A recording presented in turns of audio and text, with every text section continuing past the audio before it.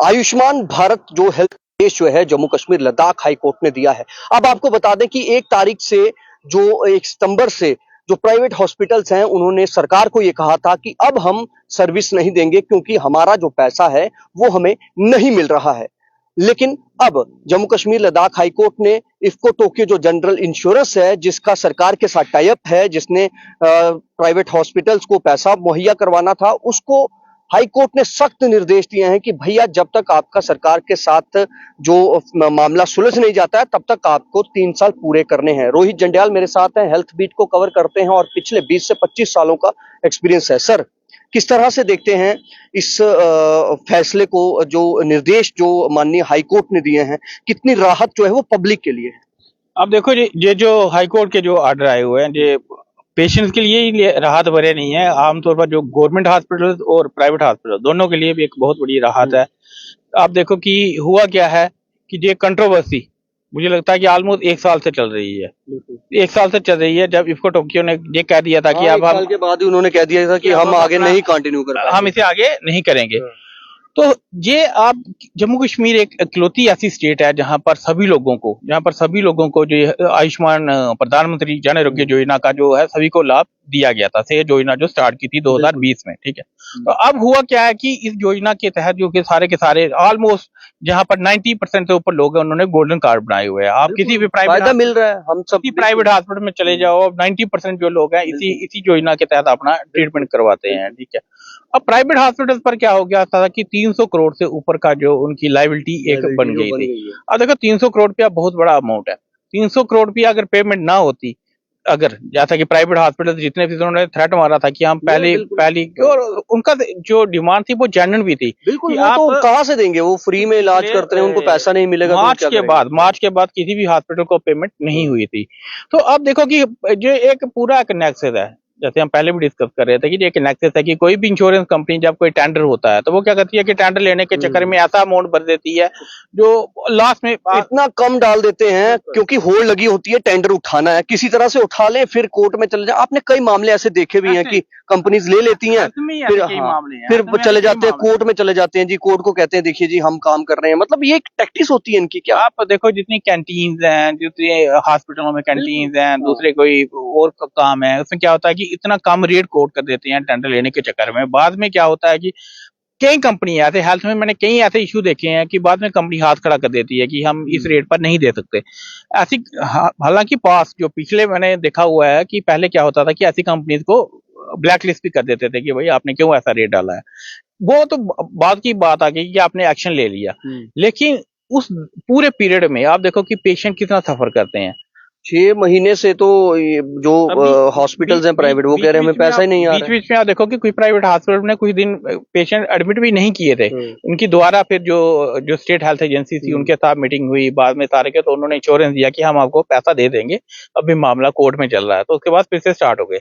अभी 2-3 दिन पहले जो कश्मीर में खासतौर पर जो मीटिंग हुई थी उसमें जो प्राइवेट हॉस्पिटल थे सारे, उन्होंने थ्रेट मारा था कि अगर हमें पेमेंट ना हुई हमारा तो हम 1 सितंबर के बाद अपनी सर्विस को बंद कर देंगे आयुष्मान योजना के तहत।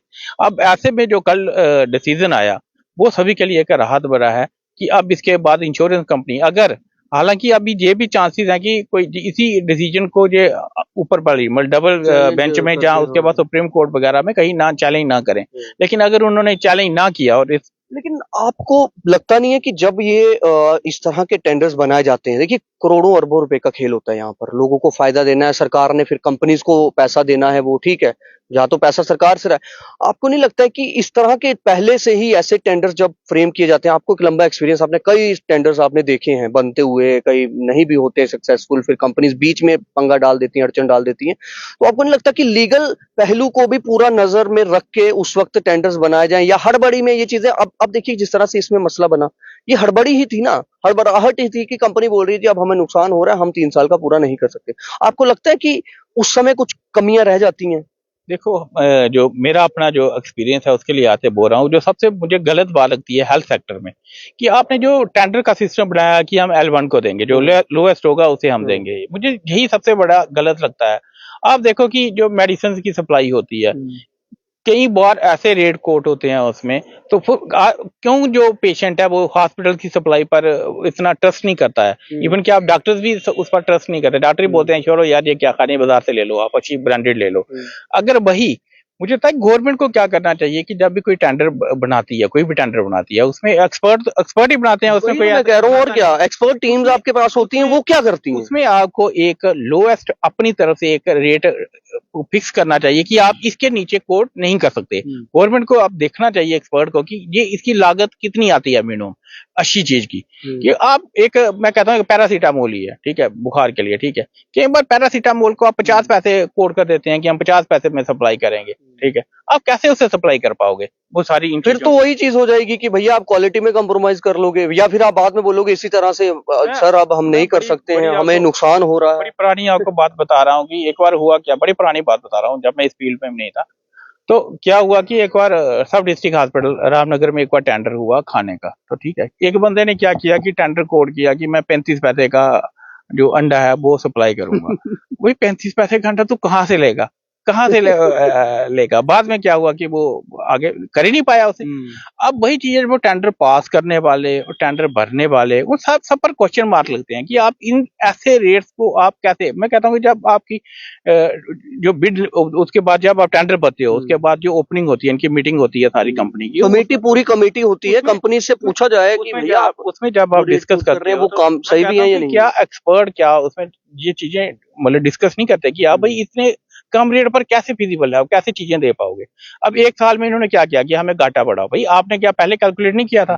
आपको पहले पता नहीं था कि जम्मू कश्मीर की बड़ी कंपनी है इफ्को टोकी को, छोटी मोटी कंपनी थोड़ी मैं बोल रहा हूँ कि आपको पहले ही पता था कि जम्मू कश्मीर की 1.25 करोड़ पॉपुलेशन है, उसमें से 98 जितने भी लोग हैं, जितने भी जो जिनके कार्ड बनने थे, तो आपको एक एस्टिमेट तो होता ही है कि भाई कितने लोगों का हम रोज ट्रीटमेंट करवाएंगे और कितना, क्योंकि हर चीज का पैकेज बना हुआ है।